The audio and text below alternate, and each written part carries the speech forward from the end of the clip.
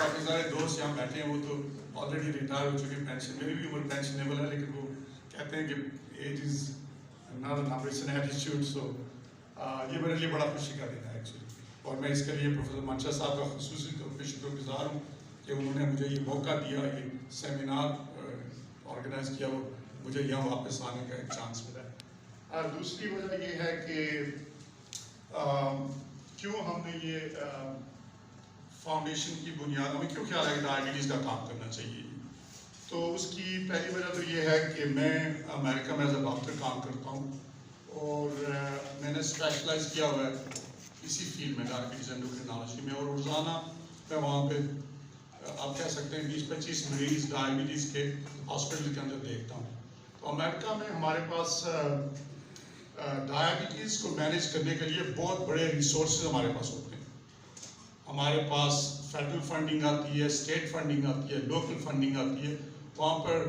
दर्जनों ऑर्गेनाइजेशन है जो हमें सपोर्ट, पेशेंट को सपोर्ट करती हैं, प्रोवाइडर्स को सपोर्ट करती हैं, क्योंकि बड़ी मुश्किल बीमारी है, इसको बड़ी कॉम्प्लेक्स बीमारी है। इसको आपको बताता चलूँ कि हर साल अमेरिका में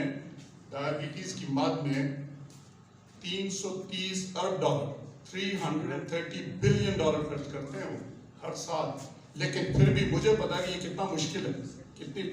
कॉम्प्लेक्स है। तो मैं सोचता था कि मेरे गांव में, मेरे पहाड़ों पे ये लोग कैसे मैनेज करते हैं इसको। हम इतनी चीज़ों के बावजूद नहीं कर सकते, रिमोट एरियाज हैं, उनकी एक्सेस नहीं है हेल्थ केयर को, उनके पास रिसोर्सेज नहीं है। हमारे डॉक्टर्स जो हैं वो इतने ब्रिलियंट डॉक्टर्स यहाँ बैठे हुए, इतने लाइक डॉक्टर्स बैठे हुए, उनको कोई सपोर्ट नेटवर्क पीछे उनको नहीं बैकअप करता, वो कैसे मैनेज करते होंगे अपने पेशेंट को। सो ये एक वजह ये थी। दूसरी वजह ये है कि हमने पिछले 4-5 साल में मेरी अपनी कंपनी, हमने टेली मेडिसिन प्लेटफॉर्म डेवलप किया, क्योंकि मेडिसिन उधर जा रही है आजकल कि आप रिमोटली लोगों को देख सकें और उनको हेल्प कर सकें। तो हमारी अपनी कंपनी है, उसके हमने प्लेटफॉर्म बनाया जो बहुत ही इफेक्टिव हो। हमारे कम हम इसको यूज़ कर रहे हैं। अभी हमारा डाटा पब्लिश होने जा रहा है अगले 1-2 महीने में कि जो पेशेंट ये यूज़ कर रहे थे उनकी शुगर दूसरों से बहुत बेहतर हुई। तो ये दूसरी वजह थी कि हमारे पास एक्सपर्टीज़ है और डिलीवरी का मैकेनिज्म भी है हमारे पास। तो मैंने कहा कि हमारे लोगों को इससे बड़ा फ़ायदा हो सकता है, हम कहीं भी बैठ के उनको किसी रिमोट पार्ट के ऊपर उनको इंस्टेंटली उसको मैनेज कर सकते हैं, देख सकते हैं, उनको रिस्पॉन्ड कर सकते हैं, उनकी शुगर बेहतर कर सकते हैं। ये दो इसकी बुनियादी वजह थी कि हमने क्यों सोचा कि डायबिटीज़ का काम करना चाहिए। अच्छा, डायबिटीज़ की आगे चाहता हूँ कि जहाँ जो लोग बैठे हैं डायबिटीज़ के मरीज़ हैं, या कोई उनके फैमिली में किसी को है, या हमारे स्टूडेंट बैठे हैं उनकी फैमिलीज़ में किसी को डायबिटीज़ है, और उसकी अवेयरनेस का बड़ा ज़रूरी है। क्योंकि मैं बात करता रहता हूँ, आता रहता हूँ पाकिस्तान, तो मुझे यूँ महसूस हुआ कि हमारे यहाँ डायबिटीज़ की अवेयरनेस नहीं है। इस बीमारी का लोगों को इतना अंदाज़ा नहीं है कि ये कितनी मोहलिक, कितनी ख़राब बीमारी है, और ये इंसान के जिस्म के साथ क्या करती है। तो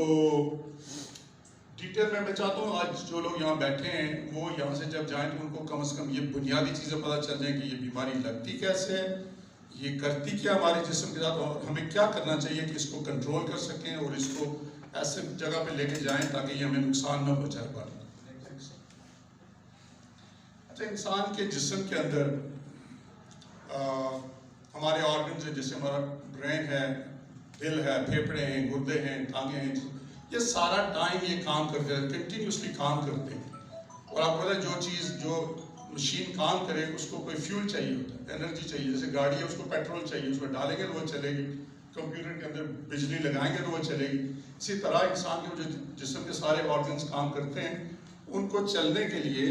एक्टिविटी के लिए एनर्जी चाहिए।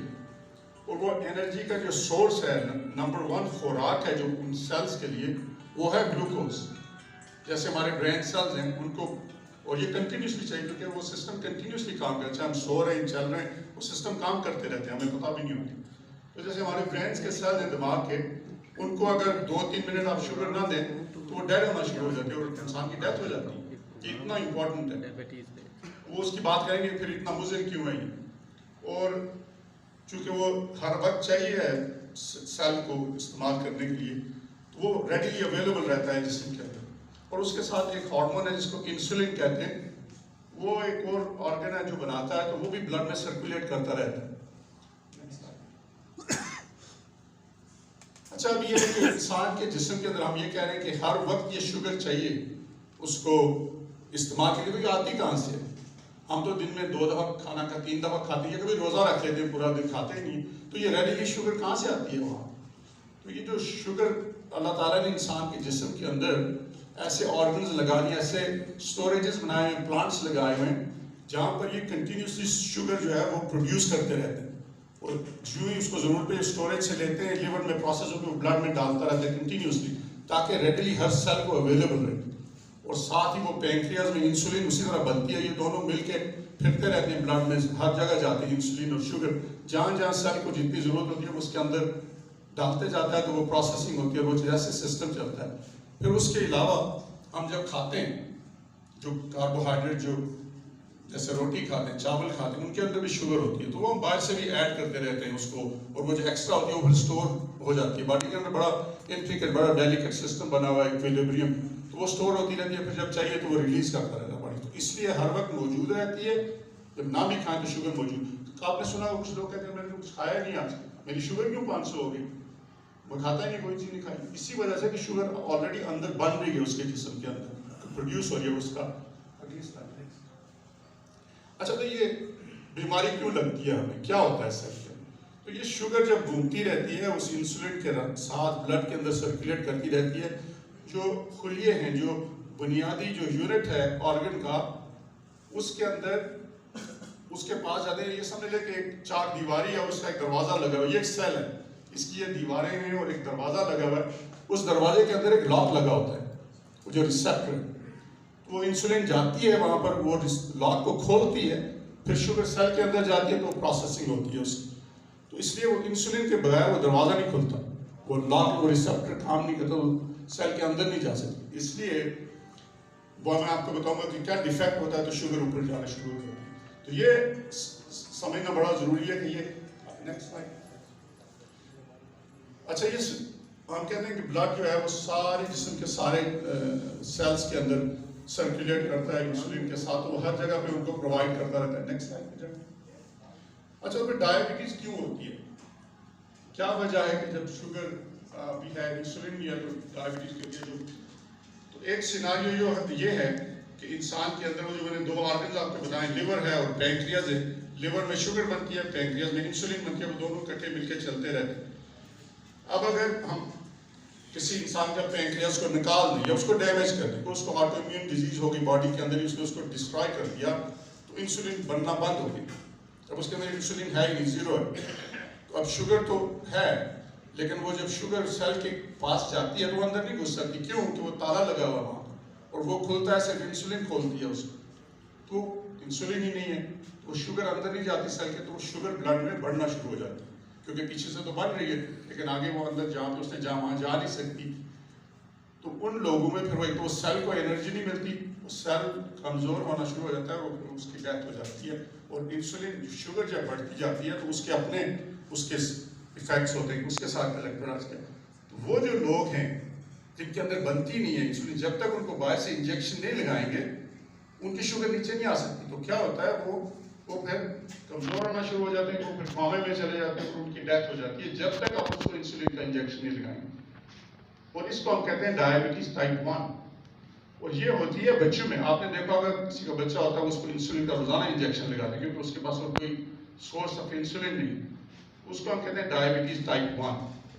یہی پہلے شروع میں یہ ڈسکوری اسی کی ہوئی تھی، یہی لوگوں کو پتا تھا کہ ڈائبٹیز یہ ہوتی ہے، شوگر کی بیماری، تو وہ کوئی 3 سے 4% ٹوٹل ڈائبٹیز میں 3 سے 4% نمبر ٹائپ 1 ہے ڈائبٹیز۔ دوسرا سیناریو ہم دیکھتے ہیں کہ لیور بھی کام کر رہا ہے، پینکریاز بھی کام کر رہے ہیں، فرسٹ کلاس اپنا پلانٹس کام کر رہے ہیں، پروڈیوس کر رہے ہیں، گلوکوز بھی جا رہا ہے، انسولین بھی جا رہی ہے، وہ گھوم رہے ہیں بلڈ میں، لیکن وہ جو ریسیپٹر کی ہم نے بات کی، میں نے آپ کو دکھایا بھی ہے، وہ ڈیفیکٹیو ہے، مینوفیکچرنگ نے اس نے جس نے بھی ڈیزائن کیا ہے اس نے وہ جو ریسیپٹر لگائے وہ ڈیفیکٹیو لگا دیے۔ اچھا، وہ سارے ڈیفیکٹیو نہیں، کچھ کام کرتے ہیں کچھ نہیں کرتے، کچھ کو وہ انسولین زور وور لگا کے کھول دیتی ہے، کچھ کھلے رہتے ہیں، کچھ بالکل بھی نہیں کھلتے، تو وہ پھر اس کو ہم کہتے ہیں ریزسٹنٹ، وہ ریزسٹ کرتے کھلتے نہیں، اس کو کہتے ہیں ریزسٹنٹ والی انسولین ڈائبٹیز، تو وہ جو ہے اس میں بھی پھر یہی ہوتا ہے کہ بلڈ میں شوگر ہائی ہونا شروع ہو جاتی ہے، کچھ تو کام وہ ٹائپ 1 کی طرح نہیں ہے کہ بالکل ہی نہیں ہے، کچھ تو کام کرتے ہیں کچھ نہیں، اس کو ہم کہتے ہیں ڈائبٹیز ٹائپ 2۔ جو ٹائپ 2 ہے یہی ہم دیکھتے ہیں عام سوسائٹی میں جو ہے ڈائبٹیز ٹائپ 2 ہے جو ہم لوگ دوائیاں لیتے ہیں یہ کوئی 93-94% جو ہے ٹوٹل ڈائبٹیز کی اس میں آتی ہے. تو یہی ہم سارے دیکھتے ہیں ڈائبٹیز ٹائپ 2. سو عام لوگوں کو جو ڈائبٹیز ہوتی ہے وہ ہوتی ہے ڈائبٹیز ٹائپ 2. اچھا یہ کرتی کیا ہے ڈائبٹیز؟ تبھی ہم نے کہا تھا کہ شوگر جو ہے وہ اتنا اسینشیل نیوٹرینٹ ہے باڈی کے لیے جس کے بغیر سیل 2 منٹ میں مر جائے گا. تو وہ اتنا مضر کیوں ہے؟ اگر ایسے دیکھیں تو ہم کہیں گے جتنی زیادہ اتنی اچھی ہونی چاہیے کہ اگر شوگر اور زیادہ اور اچھی ہے تو اتنا امپورٹنٹ اور نیسسری نیوٹرینٹ ہے. تو کیا ہوتا ہے؟ ہوتا یہ ہے کہ جس نے ہمیں ڈیزائن کیا ہے اس نے حدیں مقرر کر دی، لمٹس لگا دی کہ اس سے کم بھی نہیں ہونی چاہیے، اس سے زیادہ بھی نہیں ہونی چاہیے. اب اگر کسی 70 سے 140 تک ہونی چاہیے. اب اگر کسی وجہ سے یہ سیناریوز بن جائے کہ یہ ڈیفیکٹ آ گیا کوئی اور شوگر اوپر جا رہی ہے، شوگر 140 سے 240 ہو گئی ہے، تو ہماری باڈی ڈیزائن نہیں ہے اس کے لیے. اگر حد لگی ہوئی ہے 140 کی تو آپ اس کو 240 پہ لے جائیں تو شوگر کانسنٹریٹڈ ہوگی. تو اب وہ جو کانسنٹریٹڈ شوگر ہے جو زیادہ ہے اس کے لیے باڈی ڈیزائن نہیں ہے. تو وہ جب گھومتی ہے باڈی کے اندر اس سیل کے ساتھ جا کے اس کی میمبرین کو ٹچ کرتی ہے تو وہاں ایک پروٹین کے ساتھ مل کے اس کو جمنا شروع ہو جاتی ہے اور اس کے اوپر اور چیزیں آگے کیلشیم اور کولیسٹرول اس کا جمتا ہے. وہ آرٹریز کو ڈیمیج کرتی ہے، وہ نروز کو ڈیمیج کرتی ہے اور اس کی وجہ سے پھر ہم کہتے ہیں کسی کو اسٹروک ہو گیا، اس کو فالج ہو گیا کیونکہ اس کی دماغ کی شریانیں بلاک ہو رہی تھی، بند ہو گئی تھی، اس کو اسٹروک ہو جاتا ہے، فالج ہو جاتا ہے. یا پھر نیچے آ جائیں دل کی بیماری لگ جاتی ہے، کسی کو ڈائبٹیز ہے، اس کی دل کی شریانیں اگر ان کے اندر وہ شوگر اور پروٹین جم ہے، اس کے اوپر کولیسٹرول آ کے جمتا ہے، پھر کیلشیم تو بند ہونا شروع ہو جاتی ہے، نیرو ہو جاتی ہے اور ان کو پھر دل کی بیماری لگ جاتی ہے. یہ ٹاپ کازز میں سے ہے. آنکھوں کے جو اندھا ہوتے ہیں ڈائبٹیز کی وجہ سے نمبر 1 کاز ہے اندھے پہ. پھر نیچے آ جائیں گردے، ان کے اندر بھی یہی پروسیس ہے، وہ جو شریانیں بلڈ کی ہیں وہ بند ہونا شروع ہو، ڈیمیج ہو جاتی ہے، ایونچولی وہ کام نہیں کرتی، گردے فیل ہو جاتے ہیں، لوگوں کو ڈائلسس پہ جانا پڑتا ہے. نمبر 1 کاز ہے ڈائبٹیز کڈنی فیلئر کی اور ڈائلسس پہ جانے کی. نیچے چلے جائیں آپ ٹانگوں میں، لوگوں کے بڑے بڑے زخم بنے ہوتے ہیں ٹانگوں کے اوپر، پاؤں کے اوپر، کیونکہ ان کی نرو ڈیم. وہ پہلے کہتے ہیں میرے ہاتھ جلتے ہیں، میرے پاؤں جلتے ہیں، پھر اس کے نمنس ہوتی ہے، سن ہو جاتے ہیں، ان کو محسوس نہیں ہوتا. کوئی ٹائٹ جوتا پہنا ہوا ہے، کہیں ٹھوکر لگ جائے پاؤں کو، وہاں زخم بن جاتا ہے، ان کو پتہ بھی نہیں چلتا، وہ زخم بڑھنا شروع ہو جاتا ہے کیونکہ سرکولیشن پہلے سے خراب ہوئی ہے، بلڈ کی وہ نسیں ڈیمیج ہو چکی ہے، اوپر سے وہ زخم بن جاتا ہے، اس میں انفیکشن ہو جاتی ہے. پھر ان کی انگلیاں کاٹتے ہیں، پھر ان کے پاؤں کاٹتے ہیں، ٹانگیں کاٹتے ہیں. یہ ہوتا ہے اس لیے کہ ان کو محسوس نہیں ہوتا، وہ نرو جو ہے نا ان کو پہلے سے ہی شوگر نے ڈیمیج کر دیا ہوتا ہے. مجھے یاد ہے میں یہاں پہ راولپنڈی میں جب جنرل ہاسپٹل ہاؤس جاب کرتا تھا تو سردیوں کے دن تھے، تو ایک صاحب کو آئے، ان کے پاؤں کے اوپر بڑا زخم بنا ہوا تھا انگوٹھے کے اوپر. تو ان سے پوچھا کہ یہ کیسے ہو گیا؟ تو کہتے ہیں کہ میں سردیوں کے دن تھے کہ